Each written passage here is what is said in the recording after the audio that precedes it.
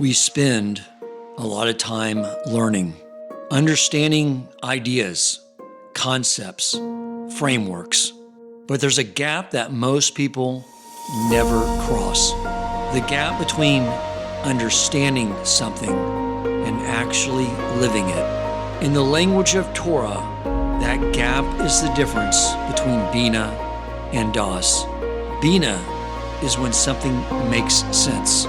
Daas is when what you understand and how you actually live are aligned. When what you know becomes the way you experience and respond to reality. This series is about closing that gap, taking ideas that we understand intellectually and turning them into something real, something lived, something that shapes how we see everything that happens in our lives. We'll be working with Torah teachings that approach this with precision and structure, not just what to believe, but how reality actually works and how to operate within it correctly. So this is not a series about inspiration.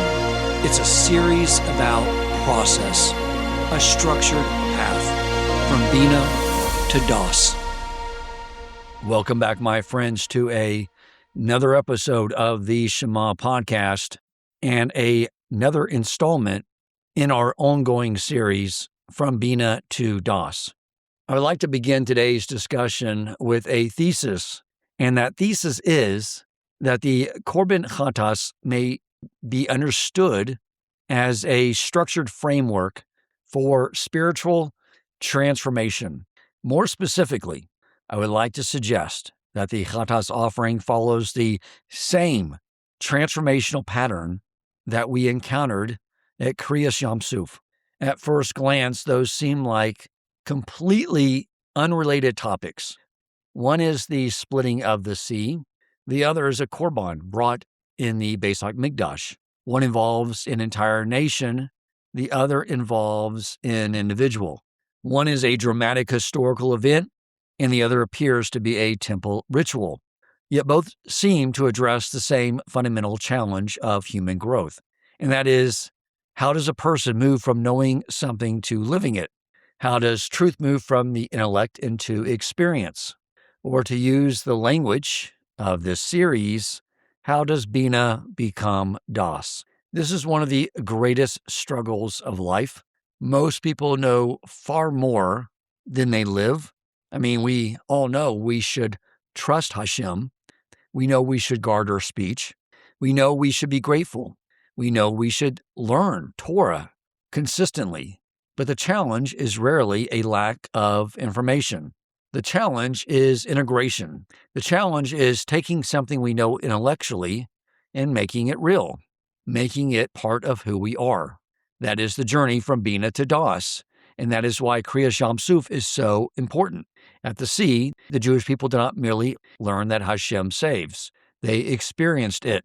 The truth became real. The knowledge became lived reality. Binah became Daas. But this all raises a question for me, and that is, if Krias Yam Suf revealed such a powerful model of transformation, then how was the process meant to continue throughout Jewish history? I mean, the Jewish people only stood at the sea once, yet for centuries we served Hashem through the Mishkan and later through the Beis HaMikdash.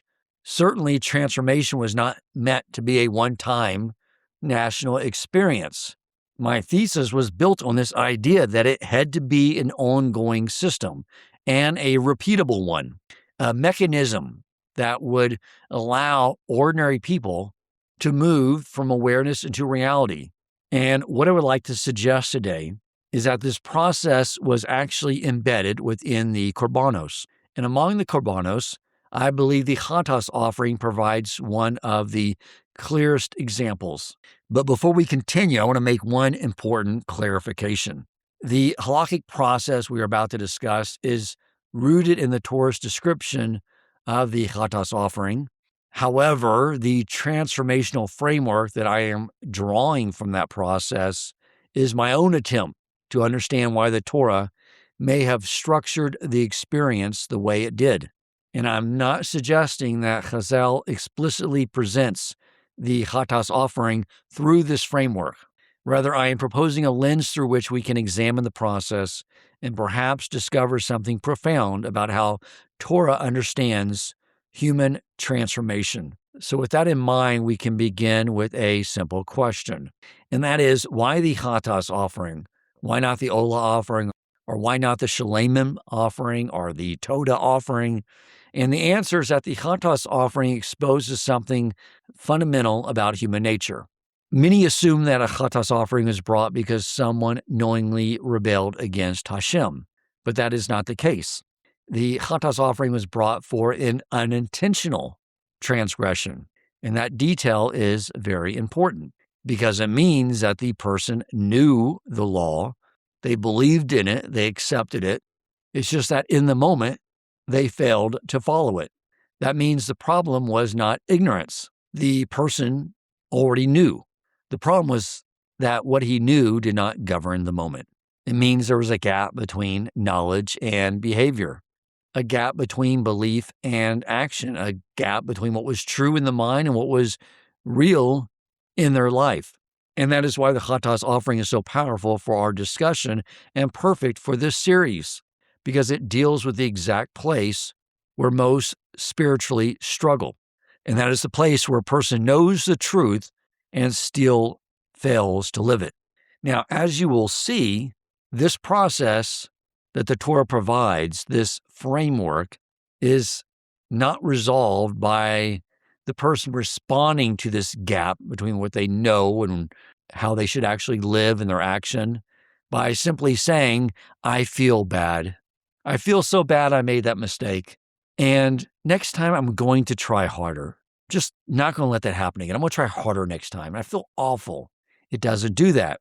And I'll tell you from personal experience that that system of just feeling bad and saying next time I'll try harder, it doesn't work because I found myself doing the exact same thing over and over and over again, each time feeling really bad and resolving to just try harder. It doesn't work. The Torah knows that. Our Creator knows how He designed us. So instead, what Hashem did is the Torah places the person into a process. And as we'll see, that process moves the realization deeper and deeper into a person's life. The individual does not merely think differently, they are guided toward becoming different. And when we examine the process carefully, we begin to uncover what may be one of the Torah's clearest frameworks for personal transformation. And the process begins with a simple but necessary first step. And this first step is what I call recognition. The Torah says that the Chatas offering process begins when the person becomes aware of what he has done. And at first glance, that seems obvious. I mean, of course, the person must recognize the mistake. How else could the process begin? But the Torah is teaching something profound. Before transformation can begin, reality must be acknowledged. The individual must see something that was previously hidden. He must recognize that there is a gap between what he knows and how he is living. And that is often far more difficult than it sounds, because human beings have an extraordinary ability to avoid uncomfortable truths. We rationalize, we justify, we explain. The Yetzer Hara doesn't even need to convince us that wrong is right or right is wrong. It simply needs to keep us from looking honestly at ourselves. And as long as we remain unaware, nothing changes. The process never even begins. This is why the Chatas offering starts here. Not with punishment, not with guilt, not with shame, but with awareness. Because transformation begins with truth. Before a person can leave Egypt, he must first recognize that he is in Egypt. Before a person can move toward freedom, he must first recognize what is enslaving him. And before a person can perform teshuvah, he must first recognize that he has drifted. Nothing changes until reality is seen. That recognition is rarely comfortable, as the ego prefers self-protection. The ego prefers the illusion that everything is just fine the way it is, and recognition threatens that illusion. But it is also a gift because only what is seen can be addressed. Only what is acknowledged can be transformed. At this first stage, nothing has yet been repaired. Nothing has yet been corrected. The person has simply seen the truth. But that itself is the beginning. Because once a truth becomes visible, it becomes much harder to ignore. The first step from Binah toward Daas has actually been taken, but the Torah does not allow the person to remain with awareness alone. Recognition must now become step 2, which is investment. A person can see the truth and still remain unchanged. So the Torah immediately requires the next step, a financial investment. The individual must acquire an animal for the Korban. At first glance, it seems like a practical necessity. The Korban requires an animal, so naturally an animal must be obtained. But something deeper is actually happening. The realization now costs something. So the insight is no longer something theoretical. It has been attached to a financial sacrifice, and that changes the nature of the experience. One of the great challenges of spiritual growth is that inspiration will fade. It depreciates. A person hears a powerful idea. They feel clarity. They may even feel moved. But unless that realization is anchored into life, it will disappear. The Torah, therefore, attaches awareness to a financial investment. The person must spend money. He must commit resources. He must give something up. And that's because investment creates weight. Once something costs us, it becomes harder to ignore. And money is never just money. Money represents time, effort, labor, a portion of life itself. When a person spends money, he is giving more than currency. He is giving part of himself. So the sinner is not merely purchasing an animal. He is attaching a piece of his life to the process. The realization has entered the physical world. For a farmer living during the time of the Beis HaMikdash, a sheep or goat represented real wealth. It represented security and stability. And now that animal is being dedicated to Hashem. The person is declaring, my security does not ultimately come from this animal, nor does any of my possessions. My security only comes from Hashem. So this is not just a financial act, it is an act of bitachon in Hashem. Recognition brought the truth into awareness. Financial investment brings the truth into life. The idea now has weight. A person has paid a price. The truth has become tangible. And once the person has invested, the Torah requires something even more significant. The individual must now leave home and begin the journey to Jerusalem. And so that leads us to step 3, movement. The person can no longer remain where he was. The realization now requires him to leave home and travel to Jerusalem. At first glance, it seems like just a logistical detail. The Beis HaMikdash is in Jerusalem, so naturally the Korban must be brought there. But throughout the Torah, movement is often part of transformation. Abraham is told to leave his homeland. The Jewish people leave Egypt. They travel through the wilderness before entering Eretz Yisrael. Growth often begins when a person leaves what is familiar, because movement breaks routine. Movement interrupts autopilot. Movement forces a person to become conscious. The sinner can no longer continue life exactly as before. The realization now demands a journey. Imagine a farmer living in the Galil. He has recognized the mistake. He has purchased the animal. Now he leaves his farm. He leaves his routine. He leaves his schedule. And he begins walking toward Jerusalem. The process now requires something even more valuable than money. It requires time, and time may be our most precious resource, as money can always be earned again, but time cannot.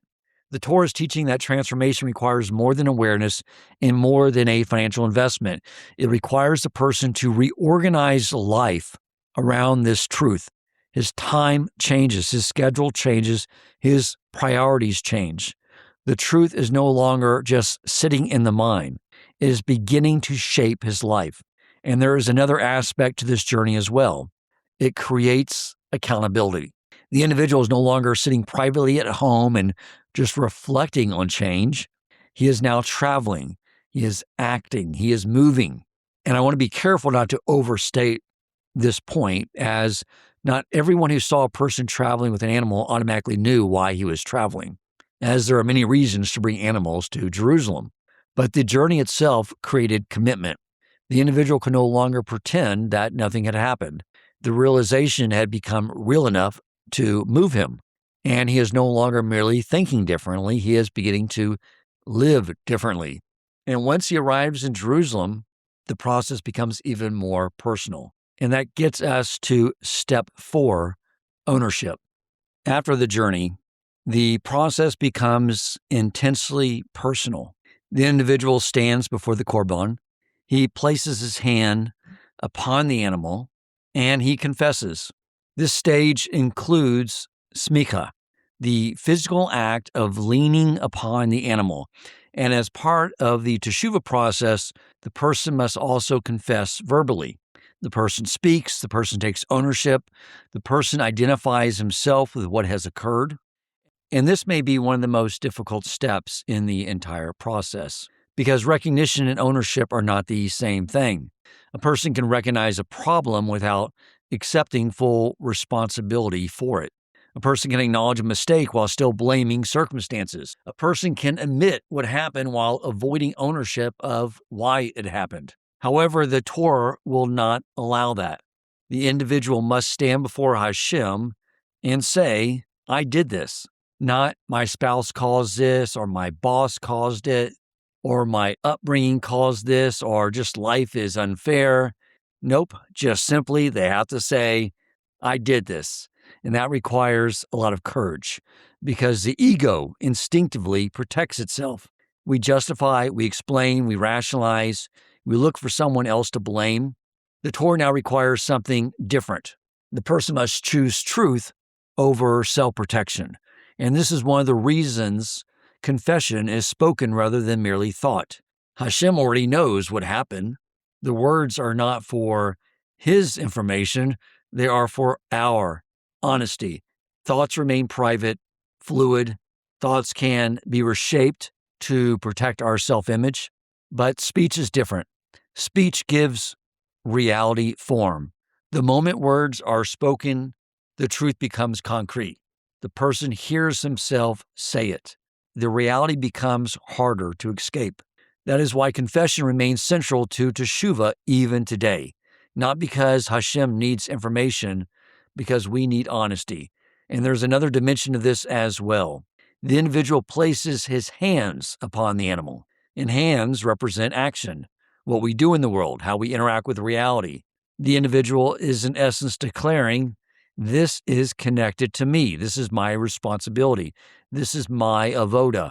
The process is now moved from awareness to ownership.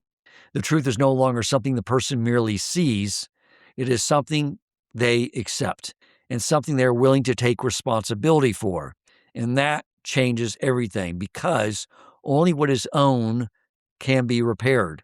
The individual now stands before Hashem and says, this is mine. And now brings us to step 5, consequence.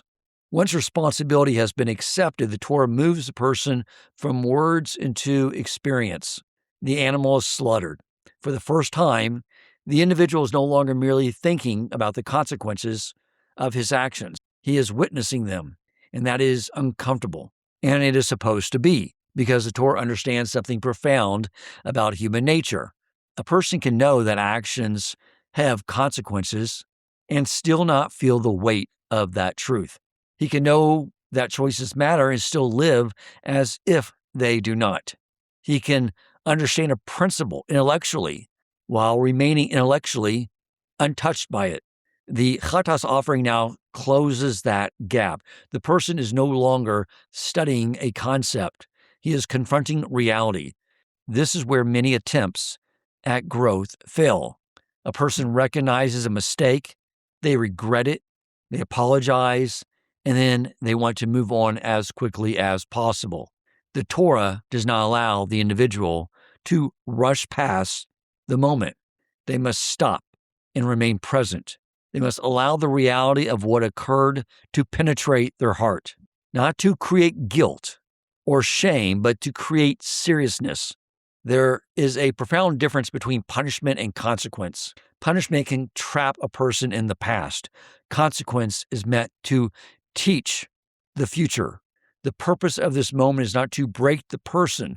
The purpose is to awaken him, to help him feel that actions matter, choices matter, direction matters, and that a life can move closer to Hashem or farther away from him. The Chatas offering makes that truth visible. And once it becomes visible, it can no longer remain theoretical. The person is no longer simply saying, I understand. He is beginning to feel this matters. That is a critical movement toward Daas, because Daas does not emerge from information alone. Daas emerges when truth becomes real, when truth moves beyond thought and enters life. And that brings us to step 6, divine partnership. And at this point, the process shifts. Until now, the individual has been the primary actor. He had to take ownership. He had to confront consequence. But now the Kohen takes over. After the animal is slaughtered, the blood is collected by the Kohen and applied to the Mizbeach according to the requirements of the particular Korban. At first glance, this may appear to be another technical detail of the avoda, but it teaches one of the deepest principles in the entire process, that there is a point where human effort reaches its limit. A person can learn, a person can pray, a person can struggle, a person can take responsibility, a person can create the conditions for change, but no one can force transformation. Transformation is ultimately a gift from Hashem. And again, we encounter this pattern throughout Torah. A person plants, but Hashem causes growth. A person learns, but Hashem grants understanding. A person prays, and Hashem is the one that answers. A person performs teshuvah, Hashem, though, is the one that grants atonement. The partnership is always the same. Human initiative, divine completion. And the Chatas offering reveals that pattern with absolute clarity.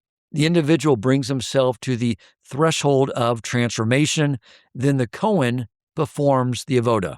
The person participates fully, but the deepest part of the process is no longer in their hands.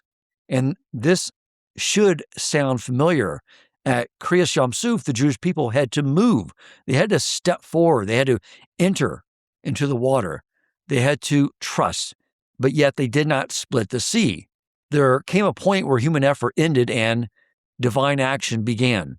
The walking was theirs. The splitting of the sea was Hashem's. The same principle appears here. The individual does everything within his power, and then he entrusts the outcome to Hashem. This is difficult because most of us prefer one extreme or the other. Either we try to control everything ourselves, or we become passive and do nothing. And Torah demands something deeper, to act with full responsibility, trust with full faith. The Chatas offering teaches both. The individual cannot skip the earlier steps and expect transformation to occur, but neither can he imagine that transformation is something he manufactures entirely on his own. He creates the vessel, Hashem provides the light. He creates the conditions, Hashem provides the growth. And this may be one of the most comforting lessons in the entire process, as we are not asked to transform ourselves alone. We are asked to participate in our transformation. We do our part honestly, then we place the result in Hashem's hands. Growth is not a solo project. It is a partnership. We walk into the sea, Hashem splits it. And once the individual reaches that realization, the focus shifts again. Until now, the process has centered mostly on action. Now the Torah turns toward something deeper. The hidden world of desire, the world of Ratzon. And that brings us to step 7, which I am calling elevation, because After the blood service, the Torah turns from the visible act to the hidden inner world. Specific inner portions of the animal are placed upon the Mizbeach and burned. The Torah repeatedly describes this stage with a phrase that appears throughout Sefer Vayikra, a pleasing aroma before Hashem. But Chazal explained that this cannot mean that Hashem needs the smell. Hashem does not need smoke or fragrance. He doesn't need anything. Rather, Hashem's satisfaction comes from the fact that he commanded and his will was fulfilled. The pleasing aroma is not the smell. The pleasing aroma is the fulfillment of Hashem's will. It is the movement of a human being back towards Hashem. And this becomes even more powerful when we examine what is actually burned. The Torah does not focus on the external appearance of the animal. It focuses on the hidden internal parts, the fats, the kidneys, the internal organs, the parts nobody sees, the parts concealed beneath the surface. And that is significant because it reveals where genuine transformation takes place, not primarily in appearances, not in image, not in what other people see, but in the hidden inner world. In the beginning of the Chatas offering, the question was, what did I do wrong?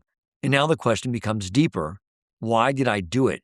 What desire was operating? What fear was operating? What was I really seeking? The Torah is no longer focused only on behavior.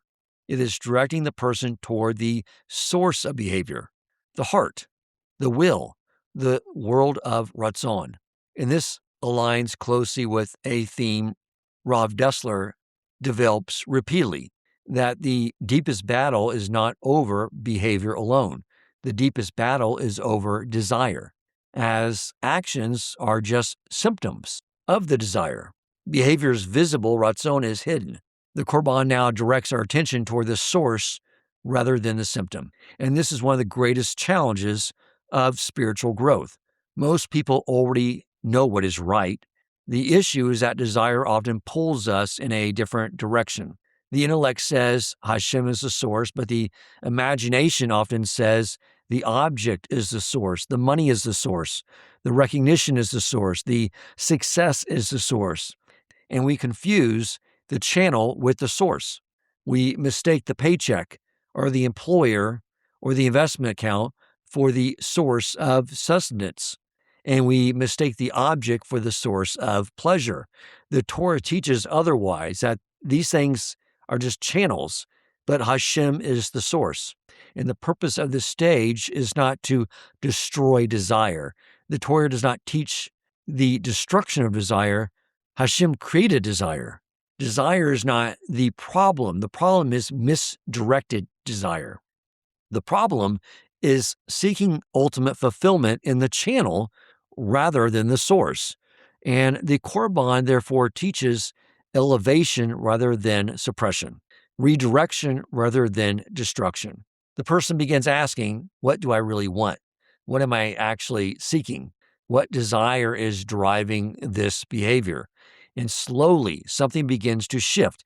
The imagination starts aligning with the intellect. The heart starts aligning with the mind. The person begins to see that what he truly seeks is not the channel. What he truly seeks is the source, not these substitutes and distractions, not temporary satisfactions, but the source, which is closeness to Hashem. And when that happens, the entire person begins moving in the same direction. Intellect, emotion, imagination, desire, all becoming aligned. And that is the beginning of Daas. Not because the person learned something new, but because the person has begun experiencing reality through a truth he already knew. The pleasing aroma is not merely smoke rising from the Mizbeach. It is the human being rising toward Hashem. And once desire itself begins moving towards its proper source, one final step remains. The truth must become part of the person. And that leads us to step 8, internalization, as now the transformation must be internalized. The process does not end with fire. In the standard individual chatas offering, part of the korban is eaten by the kohanim. And that detail is not incidental because it reveals that the goal is not destruction. The goal is internalization. If the purpose of the Korban were simply destruction, then everything would just be burned. Nothing would remain. But that's not what happens. Part ascends upon the Mizbeach. Part becomes nourishment for the Kohen. That distinction reveals something very profound. The Torah is not trying to destroy desire. The Torah is trying to elevate it or redirect it or transform it. And once something has been elevated, it can become nourishment. And so why eating? And I think the answer is that eating is really the perfect symbol for Daas, because before eating, food exists outside the person, but after eating, it becomes part of the person. What was external becomes internal, and what was separate becomes united with the person themselves. And that's precisely what we're talking about when we refer to Daas. Binah means I understand. Daas means what I understand has now become a part of me. Before Daas, truth just remained outside of the person. After Daas, truth becomes integrated into the person. The process, therefore, concludes not with observation, but with absorption. And this may explain why so many people struggle with growth. Many people collect inspiration. They hear a shir, they read books, they attend programs, they feel uplifted, but inspiration can remain external. The truth can just stay outside of the person. And step 8 here is teaching that the goal is not exposure to truth. The goal is the integration of truth. The truth must become part of who we are. And now we arrive at what may be the most beautiful idea in the entire process, because if you look at how did the Chatas offering begin, it was with a mistake, with distance from Hashem, with a failure. And yet, how does it end? As nourishment for the Kohen. The very thing that entered the process because of failure now contributes to holiness. And the Torah never tells us that the mistake was good. A sin remains a sin, a failure remains a failure. But the Torah teaches that failure can be transformed. The lesson can be integrated. The experience can become nourishment. The fall can become part of the ascent. And perhaps that is one of the most comforting messages in the entire Korban system, that nothing is wasted when it is brought to Hashem. Not our struggle, not the pain, not the mistake, not the failure. Everything can become part of the journey from Binah to Daas. Everything can become part of the journey toward Deveikus. And now, having walked through the entire Chatas offering process itself, we can return to my thesis, which is where we began, and that is, how does this pattern connect to Krias Yam Suf? And if you recall, I suggest the Chatas offering follows the same transformational pattern we encounter at the Krias Yam Suf, the same one we discussed in the prior episode of the Structured Path of Deveikus. And I'm not suggesting the events are identical, obviously. And I'm not suggesting that Chazal explicitly draw this comparison. What I'm suggesting is that both of those, the Krias Yam Suf and the Chatas offering, both reveal a Torah understanding of systems that allow human beings to change, to transform. At the sea, the Jewish people already knew Hashem had redeemed them. They had witnessed the 10 plagues. They had seen Egypt broken. They had experienced open miracles. The truth was already present, but the truth still needed to become real. They had to reach a place where their own power could not save them. They had to move forward. They had to enter the water. They had to experience salvation. And then Hashem did what only Hashem could do. He split the sea. And only afterward did they sing. Not because they learned a new idea, but because the truth they already knew had become lived reality. And that's the movement from Binah to Daas. And the Chatas offering follows the same direction, but on an individual level. The person already knew. The problem was not lack of information. The problem was that the knowledge had not fully entered into them, into their life. So the Torah placed them into a process that moved truth through the whole person. Truth becomes reality. Binah becomes Daas. The sea revealed this pattern for the nation. The Chatas offering gave that pattern to the individual. And this shows us something profound about Torah itself, something I think we already know.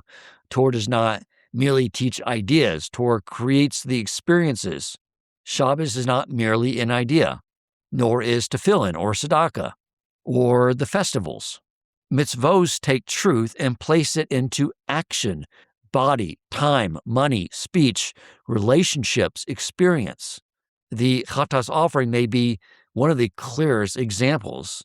Again, the Torah could have simply said, just regret your mistake, but instead it created a process, and one that we have seen now more than once, because human beings rarely change from information alone. We change when truth becomes lived. So let's take that now to today, as we no longer have a Beis HaMikdash. We no longer have the Korban offering. We no longer have the Kohanim performing this avoda before our eyes.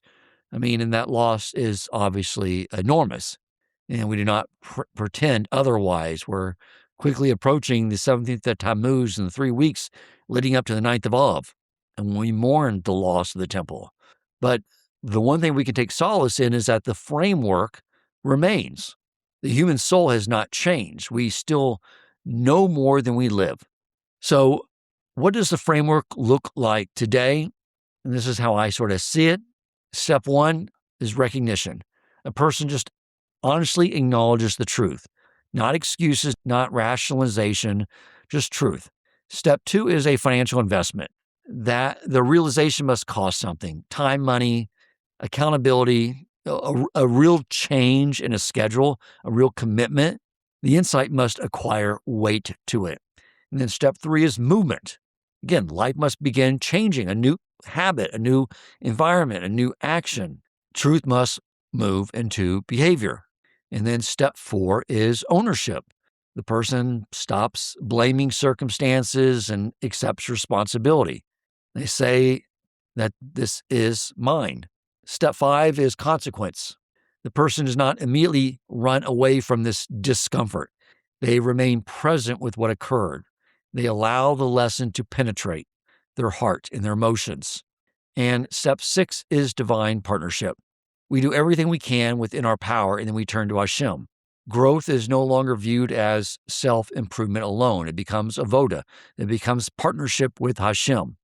And then step seven is elevation. The person begins examining the deeper desire beneath the behavior.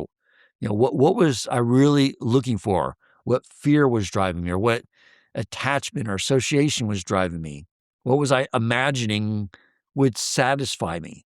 So that the work moves from beyond just the behavior to the ratzon, to the will, the desire. And then finally, step eight, internalization. The lesson becomes part of life. The person is no longer just inspired. The person becomes different. The truth has become integrated. The truth has become Daas. So what was the Chatas offering really about?